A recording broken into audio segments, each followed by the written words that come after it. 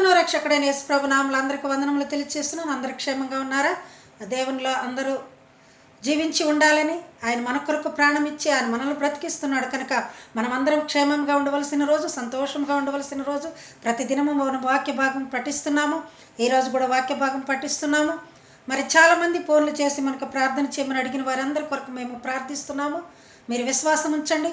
అంత మాత్రమే కాకుండా మీకు ఆ ప్రార్థన చేసిన ఫలితం చూసిన తర్వాత కూడా మీరు ప్రభుని విశ్వసించలేకపోతున్నారు, ప్రభుని వెంబడించలేకపోతున్నారు. మీరు ఆనాడు గుడ్డివాడు పుట్టుగురుడ్డివాడు మరి భిక్షమెత్తుకొనిచూ ఉంటుండగా ఎరికో పట్టణమునకు యేసుప్రభు వారు వచ్చినప్పుడు నజరేతువాడా దావీదు కుమారుడా నన్ను రక్షించమని కేకలు వేసి మరి నజరేతువాడా అని తన ఊరి పేరు కూడా చెప్పి ఎంత జ్ఞాపకముగా అతన్ని బ్రతిమాలుకొని తను చూపు పొందినాడు. చూపు పొందిన తర్వాత తన ఇంటికి వెళ్ళి తన సొంత సుఖాన్ని చూసుకోలేదు. అతను యేసుని వెంబడించడని ఉంది బైబిల్లో. యేసుని వెంబడించాడు. అలాగే మీ ప్రతిఫలాలు చూసిన తర్వాత మీరు ఖచ్చితంగా యేసుని వెంబడించాలి. ఎంతోమంది చావు వరకు వెళ్ళి హాస్పిటల్కి వెళ్ళినప్పుడు నేను వెళ్ళి వారి దగ్గరికి మేము వచ్చి ప్రార్థించి వచ్చి ఉన్నాము, అందరూ కూడా క్షేమంగా బ్రతికి ఇంటికి వచ్చారు. కానీ ప్రభువుని మర్చిపోతున్నారు. మీరు దయతో ఇది మీరు గుర్తుపెట్టుకోవాలి. ప్రభువుని మర్చిపోకూడదు. ప్రియమైన బిడ్డలారా, మీకు మరలా పునర్జన్మ దేవుడు ఇచ్చినప్పుడు మీరంత క్షేమంగా ఆయనలో మీరు ఉండాలి, మీలో ఆయన ఉండాలి. నాలో నీవు నీలో నేను, నాలో నీవు నీలో నేను ఉండాలని, నీ అందే పరవశించాలని నా హృదయాశయ్యా ప్రియుడా యేసయ్యా, నా హృదయాశయ్యా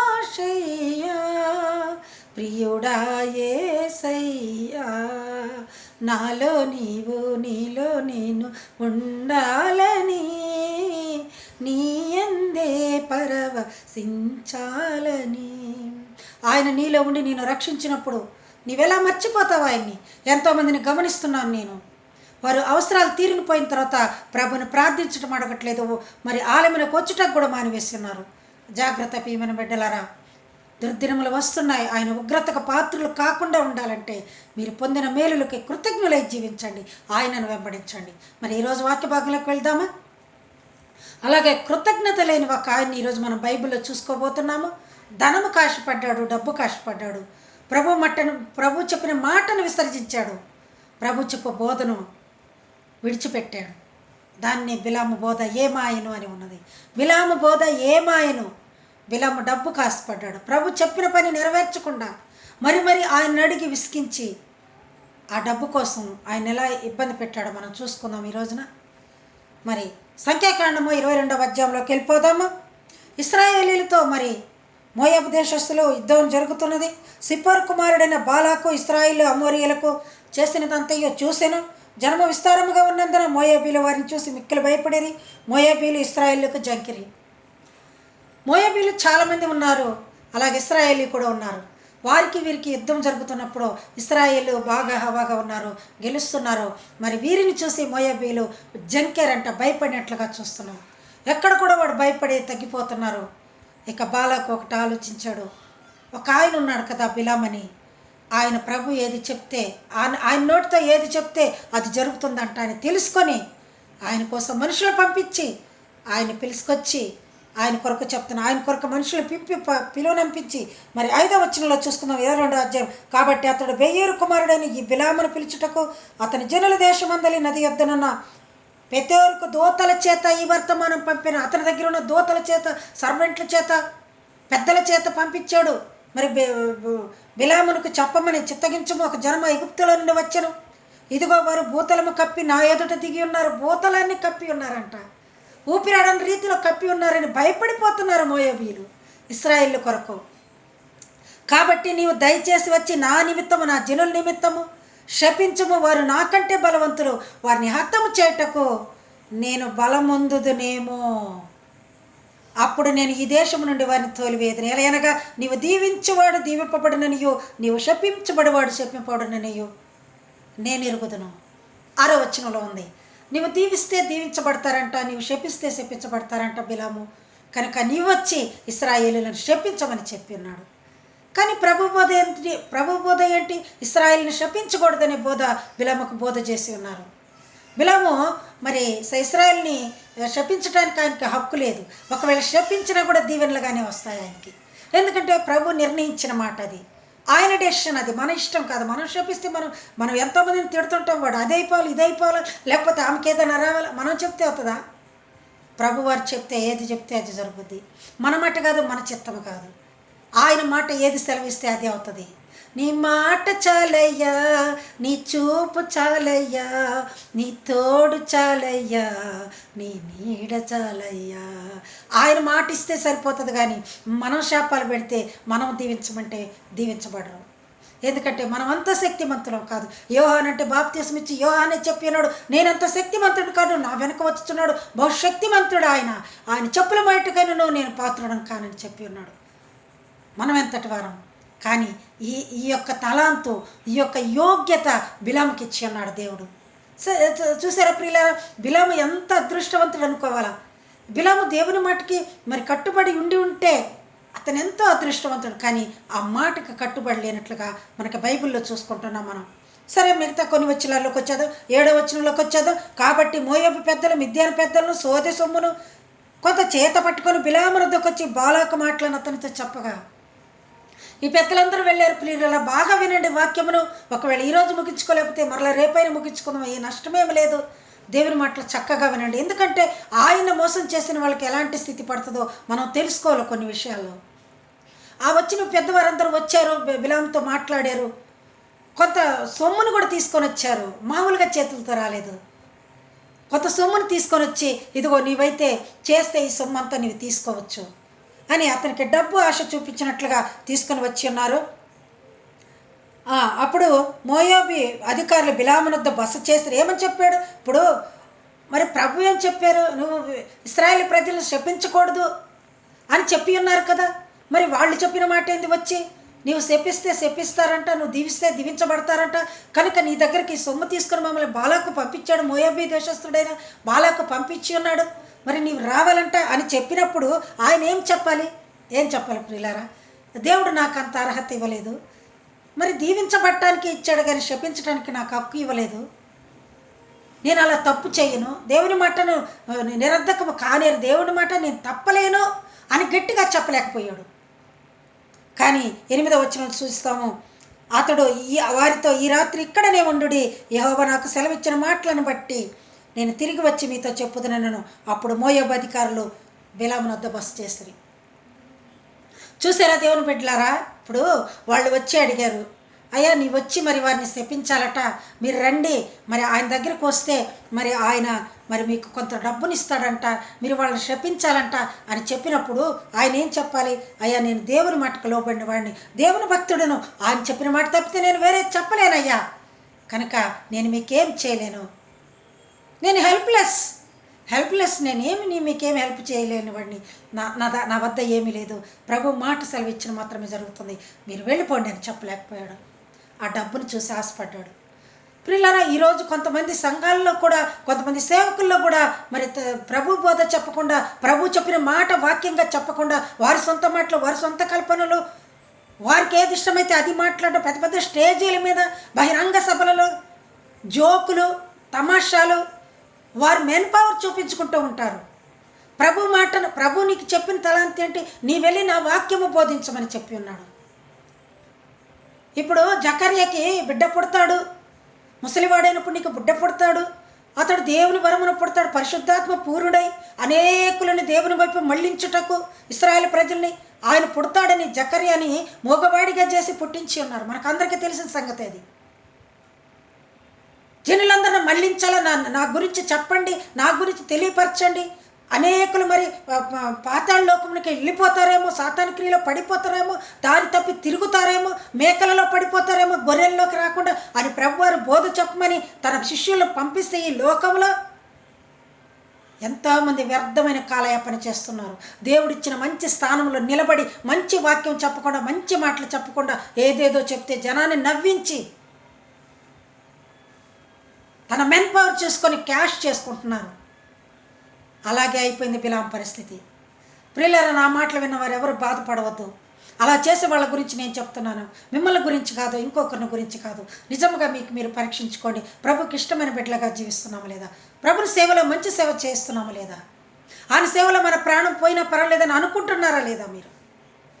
కొంతమంది తన మెన్ పవర్ చూపించుకుంటారు, తనకున్న పవర్ని చూపించి ఆకర్షితులు అవ్వాలని ఆశపడుతూ ఉంటారు. కానీ బిలాము అదే పరిస్థితిని, డబ్బుకు ఆకర్షితుడయ్యాడు. కొంత సొమ్మును తీసుకొచ్చారు కదా, సరే ఈ సొమ్ము నాకు వద్దయ్యా, మీరు వెళ్ళిపోండి, నేను తీసుకొని ఈ సొమ్మును నేను తీసుకొని మీరు వెళ్ళిపోండి అని చెప్పలేదు.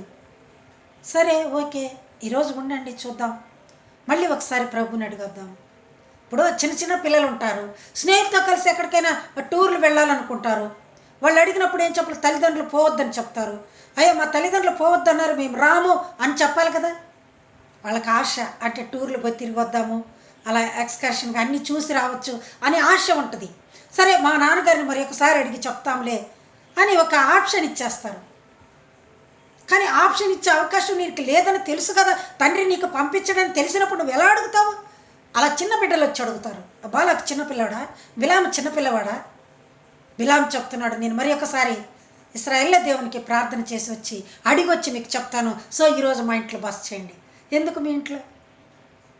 ఇప్పుడు వాళ్ళు చెప్పిన పని మీరు చేయకూడదు, ఇది దేవునికి ఇష్టం లేని పని. మరి మీరు ఎందుకు వాడిని నైట్ స్టే చేయించారు మీ ఇంటిలో? అంటే నీకు ఆ డబ్బు మీద ఆశ ఉండబట్టే కదా. ఆశ ఎలాంటిదై ఉండాలా? పొట్టి జక్కయ్య దేవుని చూడాలని ఆశపడ్డాడు. ఆశపడి ఆంటికి రక్షణ తెచ్చుకున్నాడు. నశించిన దాన్ని వెదకి రక్షించేదానికి మనిషి కుమారుడు వచ్చాడని ప్రభుతోట ఆ మాట పలికించుకున్నాడు. ఎంతో సొమ్ము ధనము దాచిపెట్టుకున్నా కూడా అదంతా ఒప్పేసుకున్నాడు.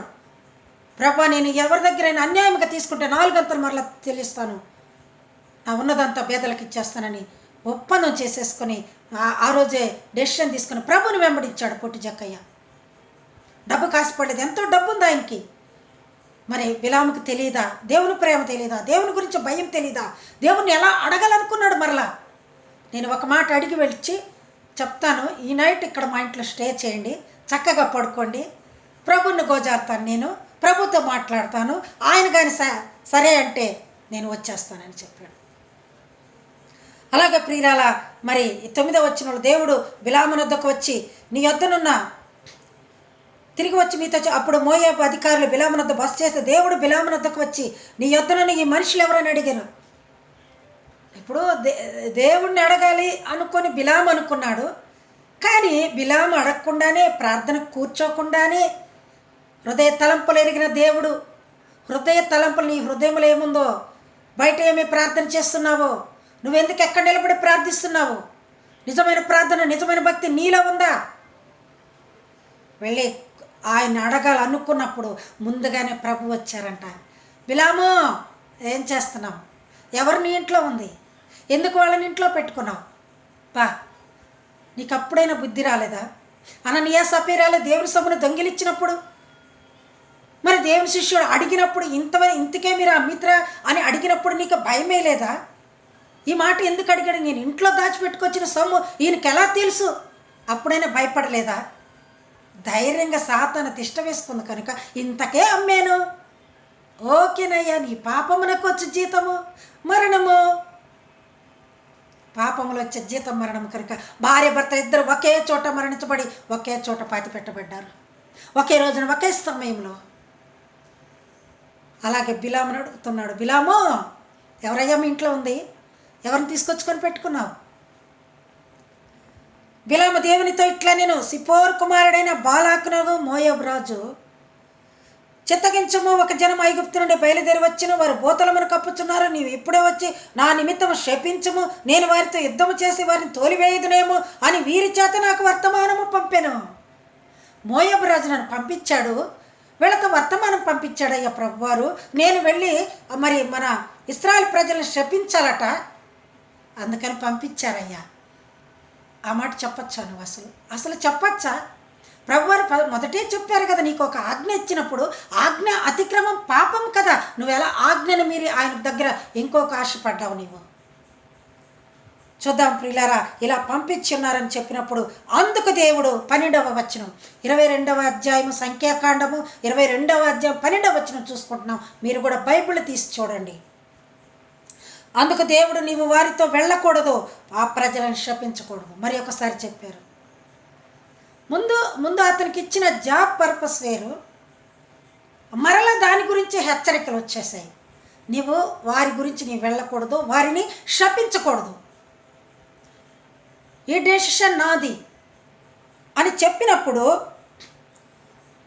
కాబట్టి బిలాము ఉదయమున లేచి బాలాకు అధికారులతో, మీరు మీ స్వదేశమునకు వెళ్ళుడి, మీతో కూడా వచ్చుటకు యెహోవా నాకు సెలవియ్యనని చెప్పుచున్నాడనగా. సరే, ఉదయమే లేచారు వాళ్ళు. లేచిన వెంటనే చెప్పేశాడు మోయాబు రాజులకి, ప్రజలకు, మీరు మీ దేశమునకు వెళ్ళిపోండి, ప్రభువారు నాకు సెలవు ఇవ్వలేదు, వారిని శపించే అధికారం నాకు ఇవ్వలేదని చెప్పుచూ ఉన్నారు. చెప్పుచూ ఉన్నప్పుడు ఏం జరిగింది? వాళ్ళు వెళ్ళిపోవాలి కదా, వెళ్ళిపోయారా లేదా చూసుకుందామా మళ్ళీ బైబిల్లో. రండి, దగ్గరికి రండి. 14వ వచనం చూద్దాం. మోయాబు అధికారులు లేచి బాలాకు నద్దకు వచ్చి, బిలాము మాతో కూడా రానొల్లడనిరి. వీళ్ళు వెళ్ళిపోయారు మోయాబు రాజు దగ్గరికి, బాలాకు దగ్గరికి వెళ్ళిపోయి చెప్తున్నారు, బిలాము వస్తున్నాడేమని ఈయన ఎదురు చూపులు చూస్తున్నారు బాలాకు. ఎందుకంటే ఇశ్రాయేలు ప్రజలకు భయపడి ఉన్నాడు కనుక. కానీ వారు రాలేదు, పంపించిన వారు మాత్రం వచ్చారు, బిలాము రాలేదు. వారు చెప్పారు, అయ్యా ఆయన రాడంట, ఆయనకి వీలు కాదంట, ప్రభు వద్దని చెప్పాడంట. ఓకే, అప్పుడు ఏం జరిగింది? ఆయనను బాలాకు మరి వారికంటే బహుఘనత వహించిన మరి ఎక్కువ మంది అధికారులు పంపించను. ఇప్పుడు పంపించిన వాళ్ళు కాకుండా వారికంటే ఎక్కువ ఘనత వహించిన వారిని, మంచి పొలిటికల్ పవర్ ఉన్న వాళ్ళని పంపించారంట. వాళ్ళు ఎంత చెప్తే అంత మాట వినేటట్లుగా ఉండేదానికి వారిని పంపించాడంట. ఇంకా వారు బిలాము వద్దకు వచ్చి అతనితో, నీవు దయచేసి నా వద్దకు వచ్చుటకు ఏమి అడ్డము చెప్పకము, నేను నీకు బహుఘనత చేసేదను, నీవు నాతో ఏమి చెప్పుతావో అది చేసేదను కనుక నీవు దయచేసి వచ్చి నా నిమిత్తం ఈ జనమును శపించమని సిప్పోను కుమారుడైన బాలాకు చెప్పిననిరి. అయ్యా, మీరు వద్దనకూడదు, మేము చాలా ఘనత వహించిన వాళ్ళము, గొప్పవారు, మా మాట ఎవరు ఎదురు చెప్పరు, కనుక నీవు రావాల్సిందేనని, నీవు ఖచ్చితంగా రావాలని బాలాకు మమ్మల్ని పంపించున్నాడని చెప్పాను. అందుకేం జరిగింది చూద్దామా. అందుకు బిలాము 18వ వచనం, బాలాకు తనకు ఇంటెడు వెండి బంగారమును నాకిచ్చినను, కొద్ది పని అయినను గొప్ప పని అయినను చేయనట్లు నేను నా దేవుడైన యెహోవాను మాట మేరలేను. ఓకే, ఇక్కడ కొంచెం మనం ఆయన్ని మెచ్చుకోవచ్చు. బిలాముని, నీవు ఎంత సొమ్ము ఇచ్చినా, ఎంత ధనం ఇచ్చినా, చూడండి, వెండి బంగారములు నాకు ఇచ్చినను, గొప్ప పని ఇచ్చినను, నా దేవుడైన యెహోవా నోటి మాట నేను మీరలేను అని చెప్పాడు. సరే ప్రియులారా, చెప్పినప్పుడు వారైనా వెళ్ళిపోవాలి కదా, మరి వారు వెళ్ళిపోకుండా గోజారుతున్నట్లుగా మరలా చూద్దాం. మరలా ఆయన మాటకు వచ్చేద్దాం. కాబట్టి మీరు దయచేసి ఈ రాత్రి ఇక్కడ నుండి యెహోవా నాతో నీకనేమి చెప్పునో నేను తెలుసుకుందనని బాలాకు సేవకులకు ఉత్తరం ఇచ్చాను. ప్రియులారా, మీకు అర్థమవుతుందా నేను చదివే వాక్యం? మీరు కూడా బైబిల్ చూస్తున్నారా?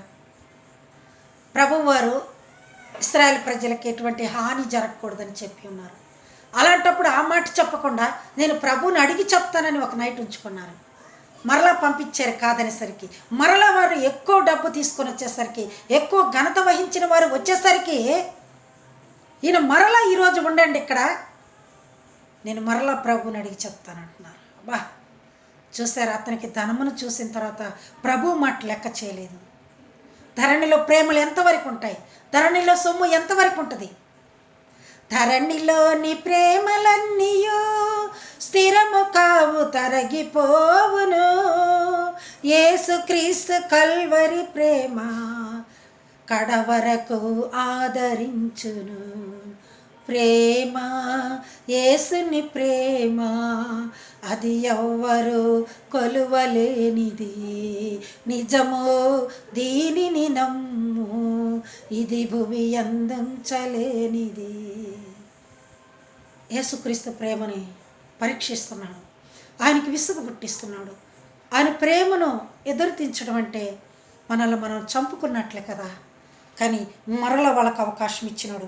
కాబట్టి దయచేసి అంట వారిని బతిలో, అయ్యా వెళ్ళొద్దయ్యా, ఆ డబ్బంతా మళ్ళీ తీసుకుపోవద్దయ్యా, అదంతా నా ఇంటి దగ్గరే పెట్టండి, ఇక్కడ పెట్టండి, మళ్ళీ ఒకసారి అడిగి చూస్తాను, మరలా ఒకసారి అడిగి చూస్తాను, ఉండండి అని చెప్పాడంట. ఆ రాత్రి దేవుడు బిలాము వద్దకు వచ్చేసాడు. అయ్యగారు మరలా ఎన్నిసార్లు నీ దగ్గరికి వస్తున్నాడు ప్రభువారు. నీకు కొంచెమైనా జ్ఞానం ఉందా, తెలివి ఉందా? బుద్ధి ఉందా? ప్రభువారు నీ దగ్గరికి రావాలా, నీవు ప్రభుని మొరపెట్టుకోవాలా. ఇక్కడ ఏది జరుగుతుందో ప్రభువారే వస్తున్నారు. బిలామును వద్దకు వచ్చి ఆ మనుషులు నిన్ను పిలువను వచ్చిన ఎడల నీవు లేచి వారితో వెళ్ళము, అయితే నేను నీతో చెప్పిన మాట చొప్పుననే నీవు చేయవలనని అతనికి చెప్పాను. ఓకే బాబు, నీవు చాలా ఉబ్బలాట పడుతున్నావు, చాలా ఆశగా ఉన్నావు, నీ ఆశను నేను తీర్చకుండా ఎలా ఉండగలను? పదే పదే అడుగుచున్నావు కనుక నాకు కూడా విసుగ్గానే ఉంది. నీ వెళ్ళు, కానీ నేను చెప్పింది అక్కడ జరుగుద్ది, నీవు చెప్పింది జరగదు. నేనేం చెప్తానో, నేను దీవించమంటే దీవించాలి, నేను శపించమంటే శపించాలి, అంతేగాని నీకు ఎక్కడ ఆప్షన్ అన్నమాట నీకు లేదు. అక్కడ నేను చెప్పిందే జరగాలని చెప్పినారు. అప్పుడు ఉదయం బిలాము లేచి తన గాడిదకు గంత కట్టి మోయాబు అధికారులతో కూడా వెళ్ళిపోయాడు. అక్కడ మోయాబు అధికారులతో వెళ్ళిపోతూ ఉన్నాడు. అతను ఆశపడ్డది జరిగినందుకు అతనికి సంతోషముగా ఉన్నది. వెళ్ళిపోతూ ఉన్నాడు వాళ్ళతోటి. అతడు వెళ్ళుచుండగా దేవుని కోపం రగులుకొని, ఇప్పుడు బాగా వద్దని చెప్పినప్పుడు బాగా బ్రతిమలాడాడు. సరే పోరా, నీ ఇష్టం అన్నాడు అనుకో, పోవాలనా? పోకూడదు. నా తండ్రి కోపంతో చెప్తున్నాడు కదా, ఇన్నిసార్లు వద్దనప్పుడు నేను పోతే ఎలా జరుగుతుందని నువ్వు భయపడి ఉండకుండా ఆయన వెళ్ళిపోతూ ఉంటే దేవుని కోపం రగులుకుందంట. ఎంత కోపం అంటే తెలుసా? యేసయ్య రాకడ సమయంలో ఎదురేజే రక్షణ లేకపోతే నీవు ఆ కోపానికి పాత్రుడు అవుతావు. అతడు వెళ్ళిచుండగా దేవుని కోపం రగులుకొని యెహోవా దూత అతనికి విరోధి అయి త్రోవలో నిలిచాను. చూసారా ప్రియులరా, అర్థమవుతుందా మీకు? దేవుని కోపం రగులుకోగానే ఆయన దూత వచ్చి అడ్డం నిలబడింది. ప్రియులరా, తొందరగానే ముగిస్తానని కొంచెం వినండి, శ్రద్ధగా వినండి, బైబిల్ కూడా తీసి చూడండి. యెహోవా దూత అతనికి విరోధి అయి త్రోవలో నిలిచాను. యెహోవా దూత వచ్చేసింది. ఆ దూత వచ్చి అడ్డం నిలబడిపోయింది. గాడిదకి గంత కట్టి గాడిద పైన కూర్చొని వెళ్తూ ఉన్నాడు ఈయన బిలాము. ఇప్పుడు దేవదూత అక్కడ ల్యాండ్ అయి గాడిదనికి పోవచ్చుండగా అతని పనివారి ఇద్దరు అతనితో కూడా నుండిరి. యెహోవా దూత ఖడ్గము దూసి చేత పట్టుకొని త్రోవలో నిలిచిండుట గాడిద చూశాను. యెహోవా దూత వచ్చింది. మామూలుగా వచ్చిందా? మామూలుగా నిలబడ్డదా?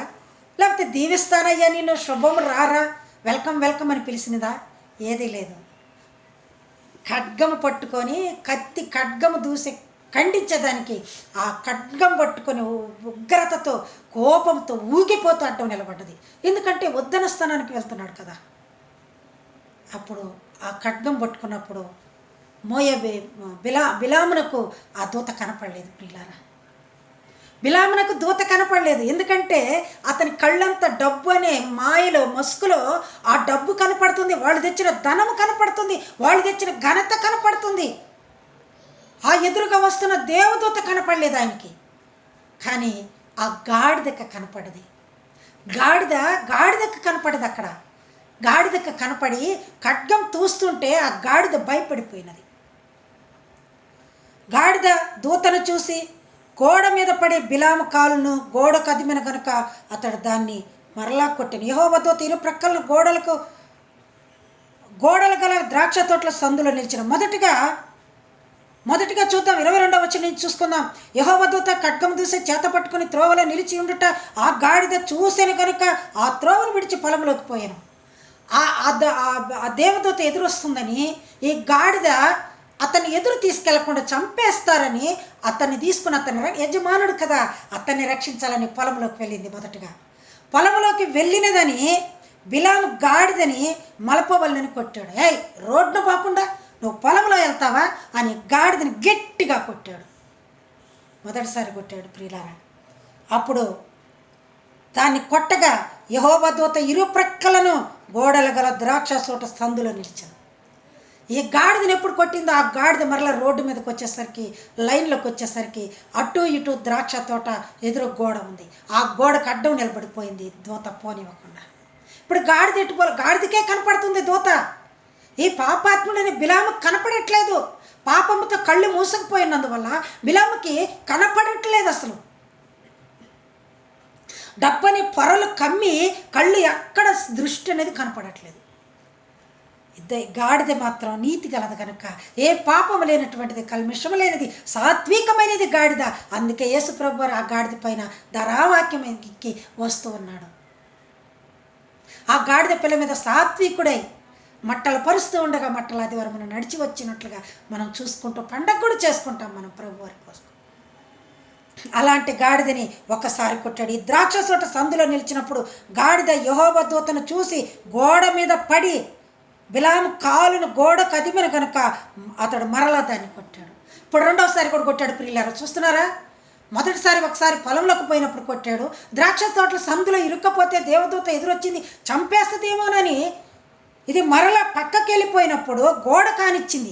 గోడ ఉంది కదా ఇంకెటు పోవాలా, అందుకని గోడ కానిచ్చినప్పుడు ఆ బిలాము కాలు గోడ కదులుకుంది. ఆ సురుకు తగిలిందని మరలా గాడిదను కొట్టాడు. బాగా వింటున్నారు ప్రియులారా? మంచి సిలబస్ ఇది మనకు ఒక తెలివిది. దీన్ని చూసి మనం ఎంతో మారవలసి ఉన్నది. నిజమైన దేవుని బిడ్డలైతే నిజమైన వాక్య బోధం చెప్పాలి. నిజంగా దేవుని పనికై వెళ్ళాలి, కానీ నీ సొమ్ము కాశించి నువ్వు వెళ్ళకూడదు. ఎవరైనా ప్రార్థనకు రమ్మన్నారు, ఎవరైనా ఏదైనా చేయాలంటే కొంతమంది సొమ్మును ఆశించి వస్తూ ఉంటారు. సొమ్మును ఆశించి కాదు, నువ్వు దేవుని వాక్యం చెప్పేదానికి వెళ్ళి అక్కడ దేవుని సూచించడానికి, ఆయన గురించిన ప్రశంసలు చెప్పడానికి వెళ్ళి నువ్వు అక్కడికి అభినందనలు తెలియచేయి దేవుని గురించి. దేవుడు చెప్పిన మాట విని దేవుడు చెప్పిన బాటలో వెళ్లకుండా నీ ఇష్టమైన దుర్నీతి మార్గంలో నీవు వెళ్తున్నప్పుడు గోడ కదిమిందంట గాడిద.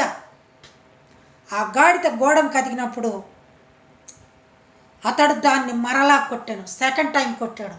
ముందు ఒకసారి పొలంలోకి వెళ్ళినప్పుడు కొట్టాడు. ఇప్పుడు గోడకి కాలు అదిమినందుకు రెండవసారి ద్రాక్ష తోట దగ్గర కొట్టాడు. అంటే ఇన్నిసార్లు కూడా గాడిదకే కనపడుతుంది ప్రభువారు, బిలాముకి కనపడట్లేదు. బిలాముకి ఏమి కనపడట్లేదు కళ్ళకి. అసలు కళ్ళకి పాపమని పొరలు బాగా కమ్మకపోయి ఉన్నాయి. పాపమని ఊబిలో పడిపోయి ఉన్నాడు. పాపాల యూబిలో పడి ఉన్న నన్ను నీ ప్రేమతో నన్ను లేపావయ్యా. పాపాల ఊబిలో పడి ఉన్న నన్ను నీ ప్రేమతో లేపుతావు కదా, కానీ బిలామును లేపలేదు. దూత ఖండిస్తూ ఉంటే, దూత కనపడుతూ ఉంటే మరి గాడిద ఖండిస్తూనే ఉంది. కానీ గాడిద స్వభావం ఎందుకు ఇలా చేస్తుందా, దాని ప్రవర్తన కనుక్కోలేక దాన్ని కొట్టుతూనే ఉన్నాడు. రెండవసారి కొట్టాడు ప్రియులారా. మరలా 27 వచనం చూసుకుందాం. గాడిద యెహోవా దూతను చూసి బిలాముతో కూడా క్రింద కూలపడిన కనుక బిలాము కోపము నుండి తన చేతి కర్రతో గాడిదను కొట్టాను. Third time. ఒక టైం పొలంలోకి పోయినప్పుడు కొట్టాడు, ద్రాక్ష తోట దగ్గర గోడ కానిచ్చినప్పుడు కొట్టాడు, మరలా ఇప్పుడు కూలబడిపోయిందంట గాడిద. ఎందుకు కూలబడిపోయింది మీకు తెలుసా ప్రియులారా? ఇక దూత అటు ఇటు ఎటో సందు లేకుండా ఖచ్చితంగా ఎదురుకొచ్చి అడ్డు నిలబడిపోయింది అంతే. ఇక గాడిద ముందు కడుగు లేకపోయింది, కూలబడిపోయింది, కింద కూలబడిపోయింది. అలాగే ఎంత బాధ అనుభవించుంటుంది గాడిద. కింద కూలబడ్డప్పుడు పైన బరువు ఉంది, తప్పున కింద కూర్చున్నాడు, పొట్ట దెబ్బ తగిలి ఉంటుంది, గుండె దెబ్బ తగిలి ఉంటుంది, అయినా కూడా కూలబడిపోయాను. అంటే ఇక ఆమె హోప్లెస్, నమ్మకం వదిలేసుకుంది. హోప్లెస్. ఆ గాడిద నమ్మకం వదిలేసుకుంది. ఇక నేను చనిపోతున్నాను, ఇక ఈ ఖడ్గంతో నన్ను దూషిస్తుంది, ఖండిస్తుంది దేవదూతని. కూలబడిపోయింది. కూలబడిపోయినప్పుడు ఏం జరిగిందో చూద్దామా? అప్పుడు యెహోవా ఆ గాడిద యెహోవా దూతను చూసి బిలాము కూడా క్రింద కూలబడిన కనుక బిలాము కోపం నుండి తన చేతి కర్రతో గాడిదను మరలా కొట్టాడు. చేతిలో కర్ర ఉందని, శక్తి ఉందని, ఎదుర్కొన్నది ఎవరో తెలుసుకోకుండా, గాడిద ఎందుకు కూలబడిందో అర్థం చేసుకోకుండా, డబ్బనే పాపపు పొరలు కళ్ళకు కమ్ముకొని ఉంటే ఆ కర్రతో మళ్ళీ విపరీతంగా గాడిదను కొట్టాడు. మూడవసారి కొట్టినప్పుడు అప్పుడు యెహోవా ఆ గాడిదకు వాక్కునిచ్చిన కనుక అది నీవు నన్ను ముమ్మారు కొట్టితివే, నేను నిన్నేమి చేసితనని బిలాముతో అనగా. చూసారా ప్రియులారా? పిల్లినైనా ఇంట్లో వేసి కొడితే పులి అవుతుందని సామెత, నానుడు సామెత చెప్తూ ఉంటారు ప్రజలలో. నిజమే ఆ మాట. బిలాము కూడా ఒకవేళ యజమానుని కాపాడాలని ఎన్నిసార్లు రక్షించింది, అయినా కూడా ఓర్చుకోకుండా కొడుతూ ఉంటే ఓర్చుకొని ఉంటుంది. మరలా కొట్టాడు. ఇప్పుడు యెహోవా దూతకే కోపం వచ్చి గాడిదకి స్వరం ఇచ్చింది, నీవిక మాట్లాడు అని. నీవిక మాట్లాడు, నీకు మాట్లాడే అవకాశం నేను ఇచ్చాను. నువ్వెలా తిడతావో ఏమి చేస్తావో బిలాముకి నీవు బుద్ధి చెప్పు. నోరు లేని గాడిదకి స్వరం ఇచ్చి బుద్ధి చెప్పేదానికి బిలాము బోధ ఏమాయను? దేవుడిచ్చిన బోధ ఏమాయను? బోధ నీవు వినలేదా? బోధను అనుసరించలేదా? ఇప్పుడు గాడిదకు స్వరం ఇచ్చింది యెహోవా దూత. చదువుదామా ప్రియులారా? ఈ గాడిద మాట్లాడుతుందంట. నీవు నన్ను ముమ్మారు కొట్టితివే. 28వ వచనం, సంఖ్యాకాండము 22వ అధ్యాయము 28వ వచనంలో, నీవు నన్ను ముమ్మారు కొట్టితివే, నేను నిన్నేమి చేసేతనని బిలాముతో అనగా మాట్లాడుతుంది గాడిద. హలో, మనం ఫోన్లు వస్తే హలో ఎవరండి, ఎంత చక్కని స్వరం ఇచ్చారు మనకి. వ్యర్థమైన మాటలు మాట్లాడటకు, పనికిరాని మాటలు మాట్లాడటకు, ముసలమ్మ ముచ్చట్లు చెప్పుకోవడానికి, అనవసరమైన పాటలు, అనవసరమైన వాక్కులు మాట్లాడడానికి మనకి స్వరం ఇచ్చారు. కానీ గాడిదకి విలువైన మాట మాట్లాడటానికి, ఒకే ఒక్క మాట మాట్లాడడానికి ఆ విలువైన స్వరమునిచ్చారు. ఏమయ్యా పెద్ద మనిషి, నా యజమానుడు కదా, నీవు ముమ్మారు కొట్టితివే 3 సార్లు, నేను నిన్నేమి చేశాను, నువ్వెందుకు కొట్టావు నన్ను? గాడిద మాట్లాడుతుందండి. గాడిద మాట్లాడుతుంది. వినండి, చక్కగా వినండి. గాడిదకి మాట ఎవరిచ్చారు? యెహోవా దూత మాట్లాడమని చెప్పినది. మాట్లాడమని చెప్పగానే మాట్లాడుతూ నీవు మోగబడుకోవచ్చు. నీ బాధల్లో నీవు కృంగిపోయి ఉండవచ్చు. దేవుడు ఒకవేళ నేను మాట్లాడి సంతోషంగా ఉండే సమయం దగ్గరికి ఇస్తున్నాడేమో. ఈరోజు గాడిదకి ఇచ్చిన స్వరాన్ని నీకు ఇస్తాడు. నీవు కూడా ప్రజల్లో దేవుని గురించి స్తుతించు, ఆరాధించు, ప్రభువునికి తెలియచే, ప్రజలకు తెలియచేయి ప్రభు గురించి. గాడిద తెలియచేస్తుంది ప్రభు గురించి, మాట్లాడుతుంది గాడిద. ఆ గాడిదకు వాక్కు ఇచ్చిన కనుక, నీవు నన్ను ముమ్మారు కొట్టితివే, నేను నిన్నేం చేస్తున్న బిలాము తనగా, బిలాము నీవు నా మీద తిరగబడితివి, నా చేత ఖడ్గమున్న ఎడల నిన్ను చంపుదునని గాడిదతో నేను. ఏమయ్యా పెద్ద మనిషి, నన్ను ఎందుకు కొట్టావు? నీవు నా యజమానుడని నేను కాపాడుతున్నా. నేను నువ్వు ఇన్నిసార్లు నన్ను కింద పడేస్తావా? నీ కొట్టినా బుద్ధి రాలేదు. నా దగ్గర ఖడ్గం ఉంటే నిన్ను దెబ్బకి నరికి చంపేసేవాడిని, గొంతు కోసేసేవాడిని. ఎంత కోపం రగులుకుంది. ఎందుకంటే ఆ పాపం అనే డబ్బు కళ్ళ నిండా పొరలతో కమ్ముకొని ఉంది. అది తప్పితే ఏది కనపడట్లేదు బిలాముకి. చూడండి ప్రియులారా, మనం కూడా ఈ లోక ఆశలతో, ఈ లోకమైన ముచ్చట్లతో మనం జీవించకూడదు. ఒకసారి ప్రభు వైపు చూద్దాం. మనం కళ్ళు మూసుకుపోయి మనం జీవించకూడదు. ఇప్పుడు దూత గాడిద మాట్లాడుతుంది. అందుకు గాడిద, నేను నీ నైనది మొదలుకొని నేటి వరకు నీవు ఎక్కుచు గాడిద నేను కానా, నీకెప్పుడైనా నీకు ఎట్లా వచ్చినట్టు చేయట కద్దా అని బిలాముతో అనగా, అతడు లేదనెను. గాడిద అడుగుతుంది, ఇన్ని సంవత్సరాల నుంచి నిన్ను మోస్తున్నాను, నీకు ఇష్టం కాకుండా నిన్ను ఎప్పుడైనా ఎదురు తెచ్చానా, ఏదైనా బాధ పెట్టాను అన్నప్పుడు లేదు లేదు లేదు అంటున్నాడంట బిలాము. అయితే అంతలో యెహోవా బిలాము కన్నులు తెరచను గనుక దూసిని ఖడ్గం చేత పట్టుకుని త్రోవలో నిలిచి ఉన్న యెహోవా దూతను చూచి తల వంచి సాష్టాంగ నమస్కారం చేశాడు. ఈ గాడిద ఎప్పుడు ఎదురు తిరిగి మాట్లాడినదో అప్పుడు బిలాముకి మైండ్ బ్లాక్ అయిపోయింది అంటారు. మైండ్లో ఉన్న నరాలన్నీ కదిలేయంట. కదిలి అయ్యో ఏంది గాడిద మాట్లాడుతుంది అని బాగా కళ్ళు తెరిచి చూసేసరికి, తెలివి వచ్చేసరికి ఇప్పుడు దూత ఖడ్గం పట్టుకొని ఎదురుగా దగ్గరే, చాలా దూరం, చాలా క్లోజ్గా నిలబడి ఉంది. దూరం కాదు, క్లోజ్గా ఉంది. ఇప్పుడు భయపడ్డాడు బిలాము. భయపడి సాష్టాంగ నమస్కారం చేసి సాష్టాంగ నమస్కారం చేయగా, యెహోవా దూత, ఈ ముమ్మారు నీ గాడిదని నీవేళ కొట్టితివి, ఇదిగో నా ఎదుట నీ నడత విపరీతమైనది కనుక నేను నీకు విరోధినై బయలుదేరి వచ్చి తిని. ఆ గాడిద నన్ను చూసి ఈ ముమ్మారు నా ఎదుటి నుండి తొలగను, అది నా ఎదుటి నుండి తొలగనిడలా నిత్యముగా నేను ఇప్పుడే నిన్ను చంపేసేదాన్ని. ఆ గాడిదే నిన్ను రక్షించినది. ఆ గాడిద కానీ నిన్ను రక్షించకపోతే నిన్నెప్పుడో నరికి చంపింపేదాన్ని. ప్రియులారా, విన్నారా? దేవుడు చెప్పిన వాక్యం వినకుండా, దేవుని చెప్పిన బోధన చేయకుండా బిలాము తన ఇష్టమైన బోధన, తన ఇష్టమైన జీవితాన్ని ఎన్నుకున్నాడు. ఆ డబ్బు కాసిపడి బాలాకు దగ్గరికి, మోయాబు రాజు దగ్గరికి వెళ్ళేదానికి నిశ్చయించుకున్నాడు. ఇశ్రాయేలు ప్రజలను శపించడానికి వెళ్తున్నాడు. కానీ ఇశ్రాయేలు ప్రజలను శపిస్తున్నప్పుడు అవన్నీ దీవెనలుగానే వారికి తగిలాయి. ఎందుకంటే దేవుని కార్యం, ఆయన చెప్పిన మాట నువ్వు తీయగలవా, నువ్వు మార్చగలవా, ఆ శాసనమును నువ్వు మార్చి రాయగలవా? ఈరోజు నిర్ణయం తీసుకోండి. దేవుని బాటలో నడవండి, దేవునితో జీవించండి. ఎంతమంది అయితే ఇంకా మారలేక డబ్బు కాసిపడి ఎంతమంది ఉన్నారో ఒకవేళ చూడండి. ఈ లోక ఆశలన్నీ కూడా పాపంతో సమానమే. అవన్నిటిని మనసులో పెట్టుకొని దేవుని దూరం పెట్టద్దు. ఒకసారి చదవండి, 22, 23, 24 అధ్యాయాలు, 3 అధ్యాయాలు కూడా చదవండి. మీకు వీలైతే అంతా కనపడుతుంది. దేవుని కృపను పొందండి. ఈరోజు మనం ఎలా ఉన్నామంటే ఎవరి స్థితి? అది దేవుని స్థితే. ఈయన నాటి ఈ స్థితి నీవు నాకు ఇచ్చినదే. నేను కలిగి ఉన్నవన్నీ నీదు కృపా భాగ్యమే. నీవు నా సొత్తన్నావు, కృపాక్షేమమిచ్చావు. నీవు నా సొత్తన్నావు, కృపాక్షేమమిచ్చావు. నీవే లేకపోతే నేనసలే లేనయ్యా.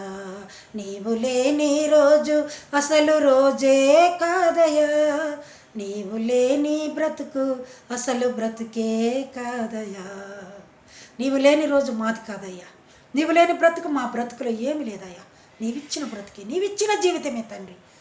బిలాము వలె మేము దారి తప్పిపోకుండా నోరు లేని గాడిదకి నోరిచ్చి బిలాముకు బుద్ధి తెప్పించారు నాయన. అయినా కూడా బిలాములో మార్పు రాలేదు. బిలాము బోధ ఏమాయను? ఆయన చెప్పిన పని, దేవుడు చెప్పిన పని నీవు చేయకుండా నీ ఇష్టమైన పని చేస్తున్నావేమో. ప్రియుడా, ప్రియురాల, జాగ్రత్త. దేవుని పనిలో నీవు ఉన్నప్పుడు ఎంతో జాగ్రత్తగా మసలకు. నీ నోటి నుంచి వచ్చే ప్రతి మాట కూడా జాగ్రత్తగా రానివ్వాల. జాగ్రత్తగా దేవునిలో ఉండాలి. మాకుందలే పదవి, మాకుందలే ఒక స్తోమత, మేము దేవుని సేవకులమనే ముద్ర మాకుంది, మేమేం చెప్పినా జరుగుద్దని, మేమేం చేసినా జరుగుద్దని అనుకుంటున్నారేమో.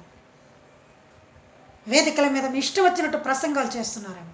అనవసరమైన మాటలు చెప్పి జనాన్ని నవ్విస్తూ ఆకర్షితులు అవుతున్నారేమో. అదే దేవునికి నచ్చని పని. ఈరోజు బిలాము డబ్బుకి ఎలాగో ఆకర్షితులు, అలాగే మీరు కూడా జనాలకు ఆకర్షితులు అవుతున్నారు. అంతేకాని నిజమైన బోధ మీలో లేదు. బిలాము బోధను చూసి మీరు నేర్చుకోండి.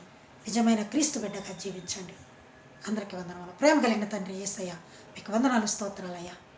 బిలాము వలె మేము దారి తప్పకుండా తండ్రి మీ దారిలో నడుచుటకు మాకు కృప దయచండి. ఈ ప్రార్థన వింటున్న ప్రతి బిడ్డను మీరు ఆశీర్వదించి బలపరిచి మీ మార్గంలో మేమేమిలా జీవించాలో మాకు తెలియపరచమని, తెలియక చేసిన అపరాధంలో దయతో క్షమించమని యేసయ్య పరిశుద్ధ దివ్యనామములు అడిగి వేడుకుంటున్నాము తండ్రి. ఆమెన్. తండ్రి, కుమార, పరిశుద్ధాత్మ దీవెనలు తన ప్రియుడు మన రక్షకుడైన యేసు ప్రభు వారి అన్యోన్య సహవాసము, సమాధానము మనకు, మన కుటుంబాలకు, ఈ ప్రార్థన వింటున్న ప్రతి కుటుంబాలకు సదా తోడయుండి నడిపించును గాక. ఆమేన్. God bless you all. Thank you, one and all.